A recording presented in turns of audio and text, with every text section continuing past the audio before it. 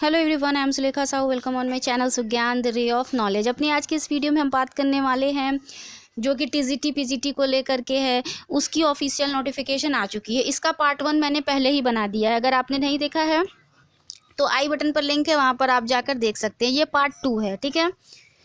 Video शुरू करने से पहले मैं कहना चाहूँगी, अगर आप पहली बार वीडियो को देख रहे हैं, पहली बार चैनल पर हैं, तो चैनल को सब्सक्राइब करके बेल आइकन ऑल कैटेगरी में प्रेस करें ताकि आपको मेरे आने वाली हर वीडियो की नोटिफिकेशन आपके मोबाइल स्क्रीन पर सबसे पहले मिल जाए। साथ ही साथ में और भी अधिक असिस्टेंट प्रोफेसर की रिक्रूटमेंट के लिए और भी तो आप मेरी प्लेलिस्ट रिक्रूटमेंट और जॉब पर विजिट करें।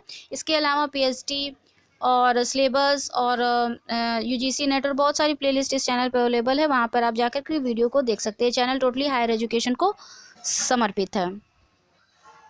हम अपनी आज की इस वीडियो में बात करने वाले हैं पीजीटी के बारे में। टीजीटी की सारी डिटेल मैंने आपको पार्ट 1 में दे दी है। अपनी इस वीडियो पार्ट 2 में हम सिर्फ और सिर्फ पीजीटी को कवर करने वाले हैं। और पीजीटी का जैसे हम लोगों ने टीजीटी को डिटेल में समझा है, वैसे ही हम पीजीटी को भी डिटेल में समझेंगे। और सारी बेसिक से लेकर इंपॉर्टेंट इन्फॉर्मेशन, इन्फो जो भी विज्ञप्ति में अवेलेबल है, जो भी आपके कमेंट सबसे ज़्यादा होते हैं, उस तरह के सारे डाउट्स को मैं हमेशा ही अपने वीडियो में क्लियर करने का प्रयास करती हूँ। अपने इस वीडियो में भी हम करेंगे। तो चलिए चलते हैं, स्क्रीन पर कवर कर लेते हैं आज की ये वीडियो। अगर आप टीजीटी के बारे में देखना चाहते हैं तो गाइज आप पहली वाली पार्ट 1 को देख लें, क्योंकि हम इसमें सिर्फ और सिर्फ पीजीटी के बारे में ही बात करने वाले हैं, ठीक है। तो सिर्फ और सिर्फ पीजीटी वाले ही ये वीडियो देखें। टीजीटी के लिए आप पार्ट 1 देखें, ठीक है। जैसा कि मैंने टीजीटी वाली अपनी पार्ट 1 वीडियो में बताया हुआ है कि यहाँ पर 3 चीज़ें रिलीज़ की गई हैं। एक विज्ञप्ति, एक नोटिफिकेशन टीजीटी के लिए और एक नोटिफिकेशन पीजीटी के लिए, ठीक है। विज्ञप्ति मैंने उसमें दिखा दी थी, उसमें कुछ खासा नहीं लिखा हुआ था, बस सूचना थी कि आपको विज्ञापन को रिलीज किया गया है 15 मार्च को। और टीजीटी का इसीलिए मैंने 2 पार्ट में बनाया, क्योंकि वीडियो बहुत लंबी हो रही थी, ठीक है। अब यहाँ हम पीजीटी को समझते हैं। इसमें आसानी भी होगी। टीजीटी वाला पार्ट 1 देख लें और पीजीटी वाले पार्ट 2 देख लें, ठीक है। ऑनलाइन आवेदन जो है, पंजीकरण की तिथि जो है 16 मार्च रखी गई है। ऑनलाइन शुल्क जमा करने की प्रारंभिक तिथि 16 मार्च रखी गई है। ऑनलाइन आवेदन भाग 1 पंजीकरण की अंतिम तिथि 11 अप्रैल 2021 रखी गई है। ऑनलाइन शुल्क जमा करने हेतु अंतिम तिथि 13 अप्रैल 2021 रखी गई है। ऑनलाइन आवेदन भाग 2 सबमिट करने की अंतिम तिथि 15 अप्रैल 2021 रखी गई है, ठीक है। उत्तर प्रदेश माध्यमिक शिक्षा सेवा चयन बोर्ड प्रयागराज द्वारा विज्ञापन संख्या 2, वो विज्ञापन संख्या 1 था टीजीटी, ये है विज्ञापन संख्या 2। सबसे महत्वपूर्ण चीज़ यहाँ पे ये कहना चाहूँगी कि आप जो भी आवेदन करते हैं उसकी विज्ञापन संख्या ज़रूर याद रखें, क्योंकि भविष्य में जो भी आपको देखना होता है विज्ञापन संख्या के आधार पर बहुत सारी चीज़ें देखी जाती है, ठीक है। तो इसे ना भूलें।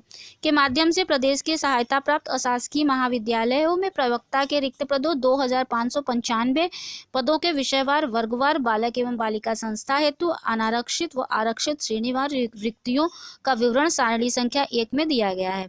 इसके सापेक्ष चयन हेतु भारत के नागरिकों से ऑनलाइन आवेदन आमंत्रित किए जाते हैं। ऑनलाइन आवेदन करने के संदर्भ में विद्यार्थियों से अनुरोध है कि वे निम्नलिखित निर्देशों को भलीभांति अध्ययन कर लें, तदनुसार आवेदन करें, ठीक है। अभ्यर्थियों का चयन बोर्ड की वेबसाइट www.upscsb.org पर ऑनलाइन आवेदन किया जाएगा, ठीक है। अभ्यर्थियों द्वारा चयन बोर्ड की वेबसाइट पर, ठीक है। आप जो आवेदन करेंगे वो इस वेबसाइट पर करेंगे www.upscsb.org पे, ठीक है। इसके अलावा किसी और से जो है कि प्रेषित आवेदन स्वीकार नहीं किए जाएंगे, ठीक है। संक्षिप्त अनुदेश इस सूचना के पैरा संख्या 2 में दिए गए हैं। अब यहाँ पर आप देखें, प्रवक्ता संवर्ग के प्रत्येक विषय के सापेक्ष एक ही आवेदन स्वीकार किया जाएगा, ठीक है। यद्यपि एक से अधिक विषय में पृथक पृथक आवेदन कर सकते हैं। अगर आपको एक से अधिक विषय में आवेदन करना है तो आप पृथक पृथक यानी अलग अलग करेंगे, राइट। भाषा संबंधी प्रश्न पत्र उसी भाषा में होंगे, यथा हिंदी का प्रश्न पत्र हिंदी में, संस्कृत का प्रश्न पत्र संस्कृत में, अंग्रेजी का प्रश्न पत्र अंग्रेजी में तथा उर्दू का प्रश्न पत्र उर्दू में होगा। लिखित परीक्षा में ऋणात्मक अंकन नहीं है, यानी कि लिखित परीक्षा में निगेटिव मार्किंग नहीं है, ठीक है। किसी भी आरक्षण का लाभ उत्तर प्रदेश के निवासी के लिए ही अनुमन्य है। आर्थिक रूप से कमजोर वर्ग के अभ्यर्थियों हेतु 10% आरक्षण का प्रावधान है, ठीक है। तो अगर आप आरक्षित श्रेणी के हो और अगर आप उत्तर प्रदेश के बाहर के हैं, उत्तर प्रदेश से बिलोंग नहीं करते हैं और आप ये वीडियो देख रहे हैं या कोई भी देख रहा है, मैं हमेशा कहती हूँ कि जो भी रिजर्वेशन होता है वो सेम स्टेट के लिए होता है। अगर आप अदर स्टेट से जब अप्लाई करते हैं तो आपको जनरल में फॉर्म फिल करना है और जनरल में फाइट करना है, ठीक है। रिजर्वेशन सिर्फ सेम स्टेट पे अप्लाई होता है। यही बात यहाँ पे कही गई है कि उत्तर प्रदेश के संदर्भ में कि जो सिर्फ यूपी वाले हैं उनके लिए आरक्षण में अप्लाई कर सकते हैं, बाकी जो यूपी से बाहर के हैं वो जनरल में करेंगे। ठीक है, बाकी ये चीज़ें आप चाहें तो आप जो है देख सकते हैं। ये देखिए तदर्थ शिक्षक के लिए जो मामला था आप यहाँ पर देख लें।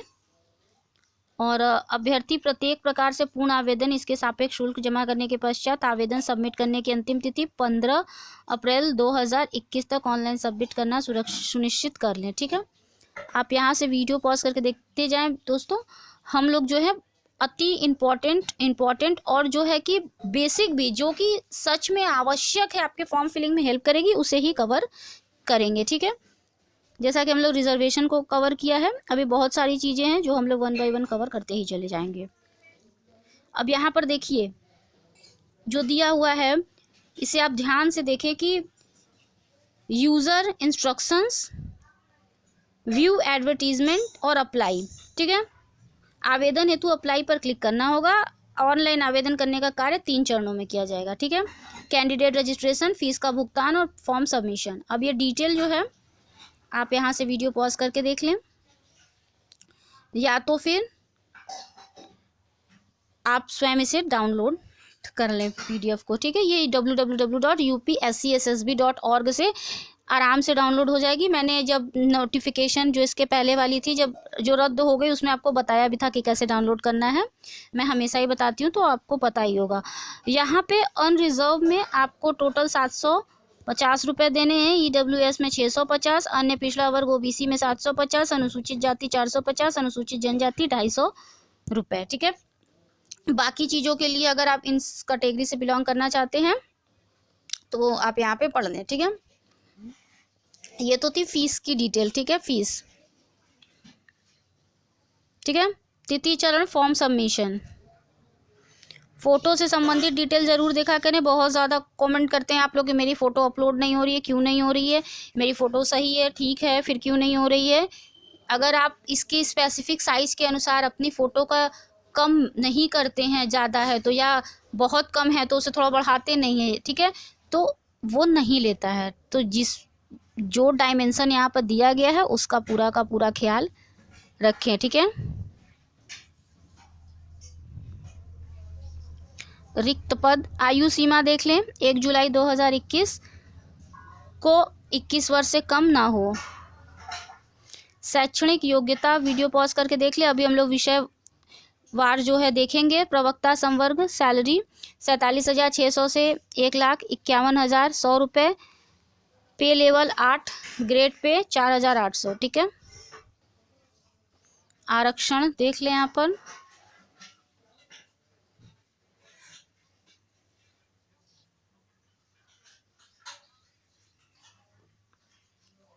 सभी मंडल मुख्यालयों पर ही केंद्रों का निर्धारण किया जाएगा।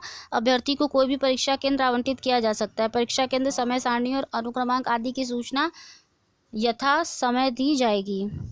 भर्ती प्रक्रिया देखें, इसे समझे ध्यान से। फ्रेश एवं तदर्थ शिक्षक अभ्यर्थियों के लिए प्रवक्ता पद पर चयन लिखित परीक्षा तथा साक्षात्कार के आधार पर अधिसूचना संख्या 607 15/5/2019, 604 30/2017 दिनांक 18 फरवरी 2019 द्वारा संशोधित उत्तर प्रदेश माध्यमिक शिक्षा सेवा चयन बोर्ड नियमावली 1998 में विहित प्रक्रिया अनुसार होगी। बोर्ड प्रवक्ता पद के लिए लिखित परीक्षा, साक्षात्कार में प्राप्त अंकों और विशेष योग्यता हेतु अंकों के आधार पर निम्न सूची तैयार करेगा। ठीक है, अब यहाँ पर देखिए, लिखित परीक्षा के आधार पर 85% अंक, साक्षात्कार के आधार पर 10% अंक जो निम्नलिखित रीति से विभाजित किए जाएंगे। ठीक है, इस पैटर्न से सामान्य ज्ञान के आधार पर 4% अंक, व्यक्तित्व परीक्षण के आधार पर 3% अंक और अभिव्यक्ति की योग्यता के आधार पर 3% अंक। ठीक है, निम्नलिखित विशेष योग्यताओं के आधार पर 5% अंक, अर्थात डॉक्टरेट उपाधि रखने के लिए 2%, शिक्षा परा स्नातक M.Ed की उपाधि रखने के लिए 2%, शिक्षा स्नातक B.Ed की उपाधि रखने के लिए 1%, परंतु किसी ऐसे अभ्यर्थी को जिसने उपखंड 2 के आधार पर अंक प्राप्त किया है तो उपखंड 3 के अधीन कोई अंक नहीं दिया जाएगा। राइट, ठीक है, अगर 2 में आपकी M.Ed की उपाधि है तो 3 के लिए आप क्लेम नहीं कर सकते, किसी एक में ही दिया जाएगा। राइट, यानी कि 2 में अगर आपका है तो इसके 3 के अधीन कोई अंक नहीं दिया जाएगा। ठीक है ना, समझ गए बात को ना, कि अगर आपके पास ये 2 का है जैसे M.Ed है तो 3 वाला जो अंक है वो आपको नहीं दिया जाएगा। अगर आप दोनों हैं इस स्थिति में। राज्य की टीम के माध्यम से किसी राष्ट्रीय स्तर के खेलकूद प्रतियोगिता में भाग लेने के लिए 1% अंक। लिखित परीक्षा 425 अंक। साक्षात्कार 50 अंक। उत्तर प्रदेश माध्यमिक शिक्षा सेवा चयन बोर्ड नियमावली 1998 के नियम 12(4) में निहित व्यवस्था अनुसार विशेष योग्यता पर अधिभार डॉक्टर की उपाधि, एमएड बीएड किसी राष्ट्रीय स्तर की खेलकूद प्रतियोगिता में राज्य की टीम के माध्यम से भाग लेने के लिए 25 अंक। ठीक है, टोटल 500 अंक। राइट। लिखित परीक्षा प्रवक्ता संवर्ग के पद के चयन हेतु फ्रेश तथा तदर्थ शिक्षक अभ्यर्थियों के लिए विषय पर आधारित सामान्य योग्यता की एक लिखित परीक्षा होगी, जिसमें 425 अंकों का एक प्रश्न पत्र होगा। कुल प्रश्न में 125 प्रश्न होंगे। प्रत्येक प्रश्न 3.4 अंक का होगा। सभी प्रश्न अनिवार्य होंगे। ठीक है। लिखित परीक्षा में प्रश्न पत्र को हल करने की समयावधि 2 घंटे की होगी। 2 घंटे की परीक्षा होगी, 125 प्रश्न होंगे। ठीक है। सभी प्रश्न के लिए 3.4 अंक दिए जाएंगे। प्रश्नों का स्वरूप क्या है? मॉक है, मल्टीपल चॉइस क्वेश्चन, बहुविकल्पी प्रश्न। प्रत्येक प्रश्न के उत्तर के लिए 4 विकल्प दिए जाएंगे, जिसमें केवल एक सबसे उपयुक्त विकल्प का चयन अभ्यर्थियों को करना है। ठीक है। तदर्थ प्रवक्ता संवर्ग सिविल, आप इसे यहाँ पे वीडियो पॉज करके देख लें दोस्तों। साक्षात्कार हेतु मेरिट लिस्ट फ्रेश एवं तदर्थ अभ्यर्थियों द्वारा लिखित परीक्षा में प्राप्त अंकों के आधार पर प्रवक्ता संवर्ग के साक्षात्कार हेतु समेकित मेरिट लिस्ट तैयार की जाएंगी। ठीक है। दोनों के लिए, फ्रेश और तदर्थ शिक्षक अभ्यर्थियों के लिए लिखित और जो साक्षात्कार के अंक होंगे दोनों को जोड़ करके ही मेरिट लिस्ट बनाई जाएगी। चयन हेतु पैनल, वीडियो पॉज करके आप देख लें। संस्था आवंटन, वीडियो पॉज करके पढ़ लें फ्रेंड्स, क्योंकि अभी हम लोगों को रिक्त पदों का ब्यौरा भी बताना है। अभ्यर्थियों हेतु सामान्य अनुदेश भी आप पढ़ लें फ्रेंड्स।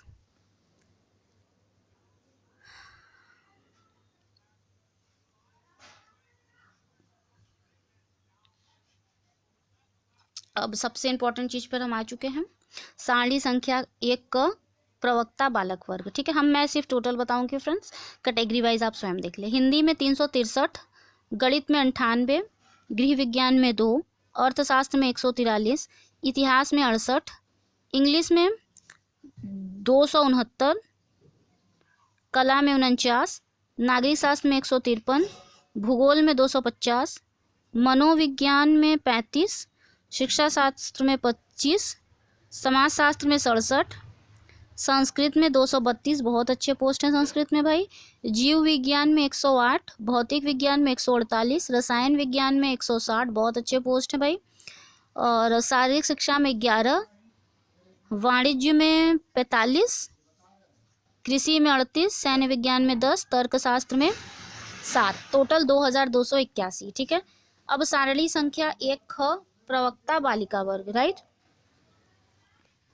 हिंदी में 47, गणित में 1, गृह विज्ञान में 11, अर्थशास्त्र में 28, इतिहास में 22, इंग्लिश में 28, कला में 27, नागरिक शास्त्र में 30, भूगोल में 8, मनोविज्ञान में 12, शिक्षा शास्त्र में 5, समाजशास्त्र में 11, संस्कृत में 34, जीव विज्ञान में 6, भौतिक विज्ञान में 10, रसायन विज्ञान में 11, शारीरिक शिक्षा में 2,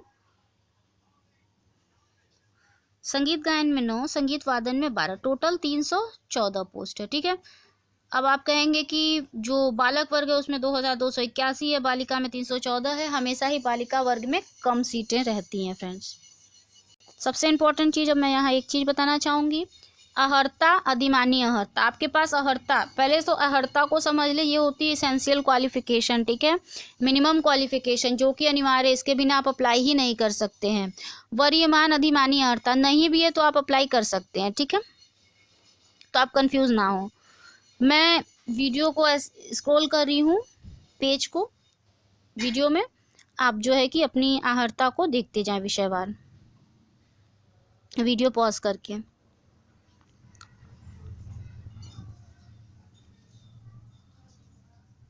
फॉर एग्जाम्पल मैं देखिए जैसे वाणिज्य को लेती हूँ तो M.Com सिर्फ मांगा गया है। ठीक है।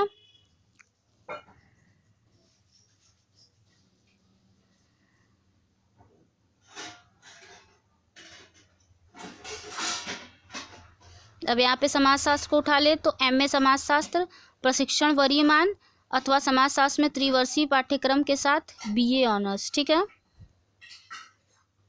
जैसा कि BHU में है कि वो BA में वो एक सब्जेक्ट पढ़ना होता है, ठीक है, जिन्होंने वहाँ से किया उन्हें पता होगा। और यही व्यवस्था, यही पैटर्न जो है और भी जो कॉलेज और विश्वविद्यालय फॉलो करते हैं, वहाँ के अगर आप बीए भी हैं तो चलेगा। ठीक है, जैसे भौतिक विज्ञान के लिए आप देखें, एमएससी भौतिक विज्ञान प्रशिक्षण वरीयमान और किसी भी विद्यालय या डिग्री कॉलेज में शिक्षा विभाग उत्तर प्रदेश द्वारा आयोजित भौतिक विज्ञान में स्नातकोत्तर डिप्लोमा के साथ बीएससी। ठीक है, तो इसी तरह से आपको देखना है और आप इसे ज़रूर पढ़ें। अधिनियम 218, मैंने टीजीटी वालों के लिए भी कहा था, आप पीजीटी वालों के लिए भी कह रही हूँ। देखिए, लंबी ज़रूर होती है मगर किसी भी चीज़ को पढ़ना बहुत ज़रूरी होता है। आप बड़े पोस्ट के लिए अप्लाई कर रहे हैं तो छोटी सी एडवर्टीजमेंट पढ़ने से हिचकिचाहट क्यों? जितना आप पढ़ेंगे उतनी आपकी ज्ञान में वृद्धि होगी, उतना ही आपका नॉलेज बढ़ेगा और उतने ही डाउट जो हैं आपके मन में नहीं होंगे। सबसे इम्पॉर्टेंट और सबसे महत्वपूर्ण चीज़ जो मैंने टीजीटी में बताई थी, पीजीटी के लिए भी बता रही हूँ। ये देखिए, यहाँ पर दिया हुआ है कि प्रत्येक विषय एवं वर्ग के लिए मात्र एक ही आवेदन पत्र मान्य होगा। किसी भी त्रुटि के कारण एक से अधिक आवेदन किए जाते हैं तो अंतिम आवेदन मान्य होगा, शेष निरस्त समझे जाएंगे। इसका मतलब है कि अगर आपने कोई गलती कर दी पहले एप्लीकेशन फॉर्म में तो दूसरा जो भरते हैं, अगर दूसरे में भी गलती कर दी तो तीसरा जो भरते हैं वो वाला मान्य होगा, बाकी दो को रिजेक्ट कर दिया जाएगा। ठीक है, मगर ऐसा ना करें, पहले बार में ही सही फॉर्म भरें क्योंकि फीस लगती है फ्रेंड्स। और स्टूडेंट लाइफ में फ़ीस देने का महत्व कितना होता है पैसे का, वो सभी समझते हैं।